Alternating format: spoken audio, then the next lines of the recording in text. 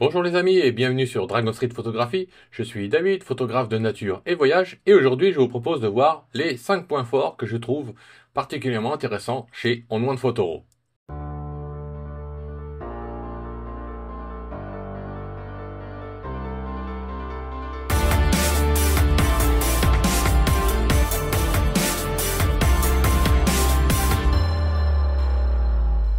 Avant de rentrer dans le vif du sujet, je vous invite à visiter mon blog logiciels et formations sur dragonstreetphotographie.net, sur lequel vous trouverez mes formations On1 Photoro, Capture One ou DxO Photolab 8, ainsi que les articles dédiés à différents logiciels photographiques. Vous avez aussi mon blog sur dragonstreetphotographie.eu de nature et voyage, sur lequel vous trouverez mes dernières aventures sur le terrain, ainsi que mes galeries en ligne sur dragonstreetphotographie.com. Sans plus attendre, rentrons dans le vif du sujet sur les 5 points que je trouve particulièrement forts sur On1 Photoro. Alors le premier point que je trouve particulièrement fort chez On1 Photoro, c'est l'importation qu'on peut éviter ou dont on n'a pas besoin d'utiliser, puisque comme vous pouvez le voir ici, je suis sur Browse, donc navigation, où je peux directement aller dans les fichiers de mon Mac, et ici j'ai les dossiers catalogués. En fait, qu'est-ce que ça veut dire? Ça veut dire que ici, quand je peux naviguer dans mon Finder de Mac, j'ai ici ma carte SD, et quand je clique dessus, je peux directement aller dans mes photos, comme ceci. Et par exemple, si je veux récupérer mes photos de girafe, je peux très bien faire un dossier. Ici, je vais faire Add a Subfolder, je vais marquer girafe, comme ceci. Maintenant que j'ai mon dossier girafe, je vais sélectionner simplement mes girafes et je fais glisser dedans. Et quand j'arrive, mes dossiers sont déjà sur mon disque dur. Voilà, et j'ai pu sélectionner directement à partir de ma carte SD, tout juste sortie de mon appareil photo, sélectionner les photos que je souhaite et puis les trier directement dès leur importation. Alors bien évidemment, elles ne sont pas rénovées ni rien, parce que habituellement, on peut très bien passer par menu, le dossier fichier, et faire Import from Device ou importer à partir d'un appareil. Et ici, vous avez l'importation, la possibilité de sélectionner, etc., etc. Donc, comme on a dans la plupart des logiciels. Voilà, donc c'est un moyen ultra rapide. Si cela, ça peut s'avérer nécessaire. C'était notre premier point. Le point numéro 2, qui peut être extrêmement intéressant, qui date de pas si longtemps, c'est que par exemple, quand je vais aller dans le crop et que je veux retailler mon image, je vais mettre mon film strip en bas, comme ça vous allez pouvoir voir. Ici, je vais prendre par exemple un ratio de 1 par 1 sur mon cropping. Et ici, j'ai iCrop. Je vais cliquer dessus et il va me trouver la meilleure composition possible à partir de l'aspect carré ici que j'ai choisi. Si je veux prendre à partir du ratio original ou d'un 16/9, il va me trouver aussi le meilleur cropping possible, ou sur le ratio d'origine, le meilleur cropping possible. Voilà. Maintenant, une fois que j'ai validé ce cropping, alors je fais attention de ne pas le déplacer, et je vais vous expliquer pourquoi, parce qu'on peut très bien redéplacer un petit peu à notre convenance, si besoin, ou recropper un tout petit peu, réadapter. Mais si on fait ça, on va avoir un problème par la suite. Je vais vous expliquer pourquoi. Donc ici, je garde mon cropping IA validé. Je clique ici. Et ensuite, quand je vais sélectionner par exemple toutes mes images en dessous, je vais faire le clic droit. Et ici, à partir de celle-ci, voilà. Et ici, je vais faire synchroniser les réglages. Et ici, quand je vais dans crop et niveau, parce qu'il fait le cropping mais aussi la mise à niveau, comme j'ai laissé mon IA faire tout le travail et que je n'ai pas reglissé, comme je le disais, mon encadrement ou mon niveau, j'ai ici auto. À partir du moment où je fais ça, je fais appliquer. Et comme vous allez voir, tout doucement, tout va se recadrer comme je le souhaite après quelques instants. Et je vais valider. Voilà, tout est en train de se recropper comme vous pouvez le voir ci-dessous. Et je valide. Voilà. Alors si ça ne me convient pas et que je veux modifier un petit peu le cropping, donc ils sont tous au même ratio. Si je veux modifier un petit peu le cropping, appuyez sur l'icône crop et après je peux aller modifier mon image. Donc il a bien respecté, entre guillemets, le ratio ici, et ici il a compris que mon image était en portrait, et il s'y est adapté. Donc si je prends mon crop, voilà. Donc après je peux redemander de le réadapter, et puis de le redéplacer manuellement s'il y a des petites choses qui ne me conviennent pas. Voilà pour le deuxième point. Alors ça date tout simplement de la mise à jour de 2025.2 dans One Photoro. Voyons maintenant notre troisième point, qui peut s'avérer très utile mais faut-il bien l'exploiter. C'est ici, donc dans le menu édition, et nous avons les raccourcis clavier. Donc vous avez ceux dans One Photoro par défaut, et ici, comme vous pouvez le constater, j'ai créé un style de raccourci qui est mes raccourcis à moi. Et donc j'ai pu modifier les raccourcis pour que ça me convienne mieux, ou que ça convienne mieux au clavier français, entre autres. Donc il vous suffit tout simplement, par exemple, si je veux modifier le G ou le D pour le développement, je clique dessus, je vais mettre un A, par exemple, et je clique à côté. Voilà, alors là, ici, il va me prévenir parce que le A est déjà utilisé pour les ajustements locaux. Alors je vais faire annuler, et il va revenir en D. Et comme vous pouvez le constater à côté, si jamais je fais autre chose et que je veux revenir à la lettre d'origine par défaut, je peux cliquer Reset. Voilà, donc comme vous pouvez le voir, vous pouvez ici avoir des raccourcis pour les différents modules. Ici, des raccourcis pour le module Browse, le module Develop, les outils, pour accéder aux outils directement. Donc l'outil Crop, comme tout à l'heure, c'est le C. Et donc le C, c'est à partir du moment où on est dans la section édition. Nous avons là. Voilà, et donc si on utilise bien ces raccourcis, ça permet de travailler très rapidement. Et nous avons un petit bouton ici, Summarize, qui nous permet d'enregistrer nos raccourcis. Et de récupérer donc un fichier PDF. Donc si je vais sur le bureau, je fais enregistrer comme ceci. Et si je vais sur mon bureau, j'ai mes raccourcis ici en HTML. Et donc comme vous pouvez le constater, j'ai maintenant une liste de mes raccourcis que je peux afficher à côté de mon écran pour pouvoir travailler. Voilà, c'est tout simple, mais extrêmement pratique, extrêmement utile. Voyons maintenant le point numéro 4, et comme je le précisais tout à l'heure, nous avons deux possibilités de naviguer dans One Photoro. Nous avons les dossiers qui seront sur mon Finder, donc directement sur mon disque dur de Mac, et ici nous avons aussi une section catalogage. Et ça veut bien dire ce que ça veut dire, c'est une façon de cataloguer. Donc nous pouvons passer tout simplement de dossiers sur le disque dur à ici, par exemple, cliquer sur faire de mon dossier un dossier catalogué. Je vais cliquer dessus et on va avoir une petite fenêtre des propriétés de catalogage qui va nous demander quel type de visualisation des vignettes nous voulons, donc celles incluses dans mes RAW, les JPEG, ou les en version moyenne ou standard.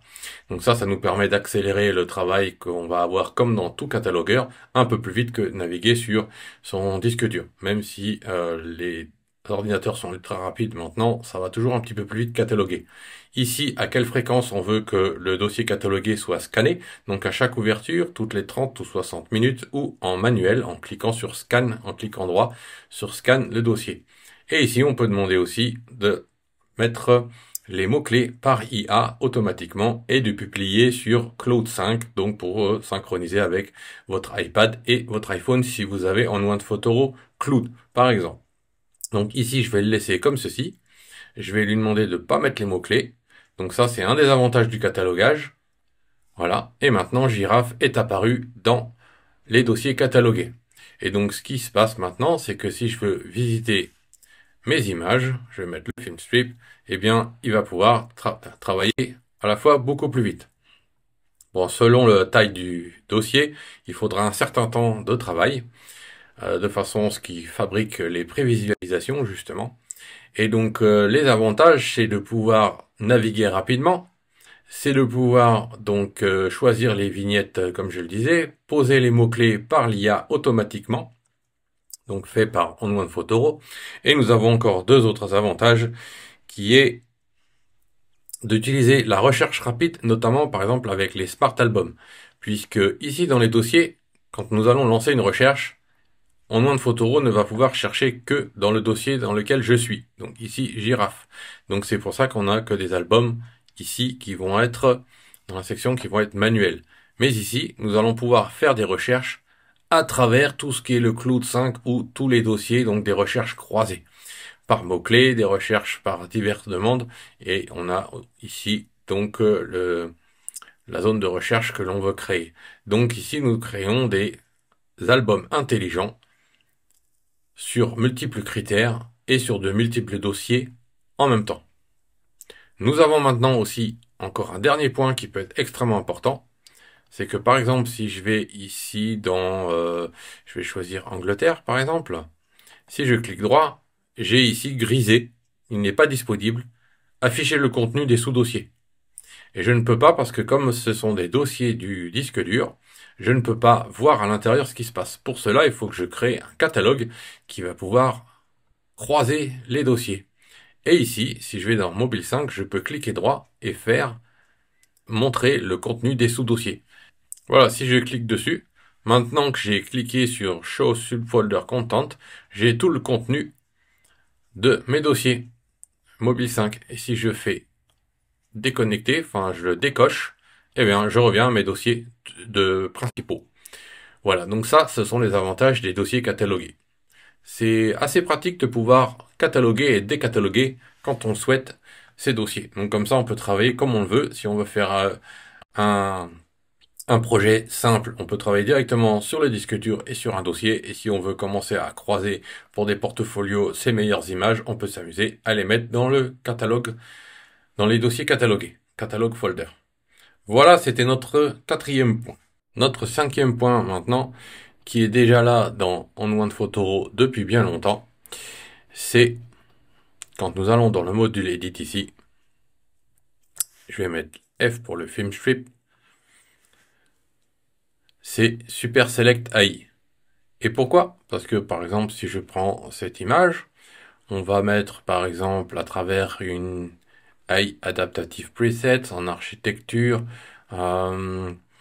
il va pouvoir nous faire, tenez, on va prendre celle-ci par exemple, voilà, en noir et blanc, ce qui est pas mal. On va mettre un petit peu de niveau.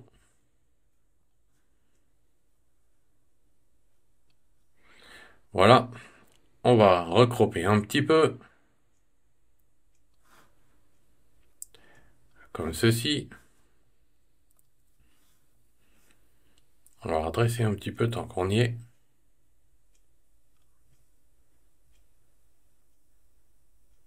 Voilà. Eh bien, quand on va travailler par exemple avec Super Select AI, il va pouvoir sélectionner directement des zones. Donc par exemple ici une voiture, une partie, une roue, comme vous pouvez le voir, et commence à être très précis. Mais ce qui est très intéressant, c'est que je peux par exemple sélectionner cette voiture, faire un clic droit, et ici je vais pouvoir appliquer une lutte à cette voiture. Et je peux glisser dessus, donc là on le voit pas très bien, mais je peux demander à ce que cette voiture soit avec certains effets par exemple. Voilà, ici je l'ai rendue un peu plus violette.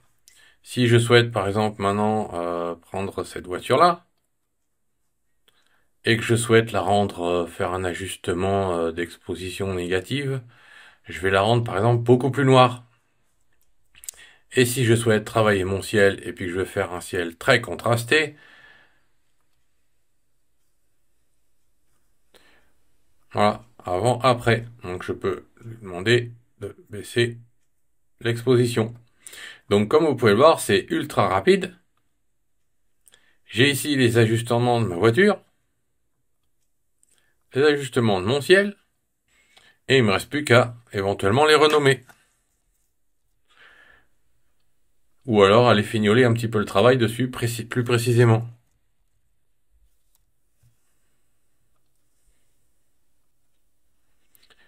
Voilà, et ici il a travaillé sur l'architecture.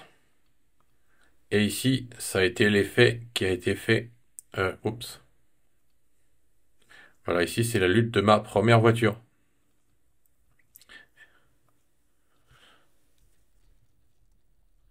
voiture blanche. Voilà. Et si je souhaite modifier des choses, il me reste plus qu'à aller fignoler dans chacune des parties, comme ceci. Ici, par exemple, le ciel, je trouve qu'il est pas très bien détouré. Je peux maintenant aller utiliser mon masque et puis le travailler un petit peu plus précis. Voilà, le rendre un petit peu plus net, par exemple, ou un tout petit peu flou. Et comme ici c'est mon ciel, je peux encore donner plus de contraste si je le veux. Descendre les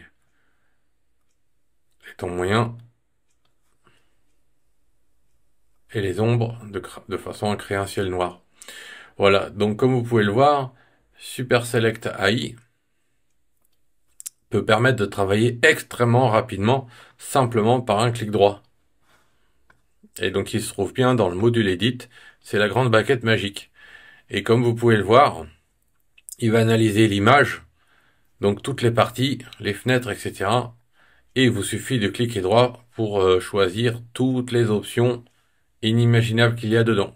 Donc de la courbe jusqu'au mixage des canaux, jusqu'à des effets de flou, de noir et blanc, etc., etc. sur simplement des parties de votre image. Voilà, c'est fini pour cette vidéo aujourd'hui. C'était les 5 points les plus importants que je souhaitais partager avec vous dans One Photo qui rend la vie extrêmement pratique. Je vous dis à très bientôt sur Dragon Street Photographie pour plus de vidéos sur One Photo, Capture One ou TXO Photolab. À très bientôt. Bye bye YouTube.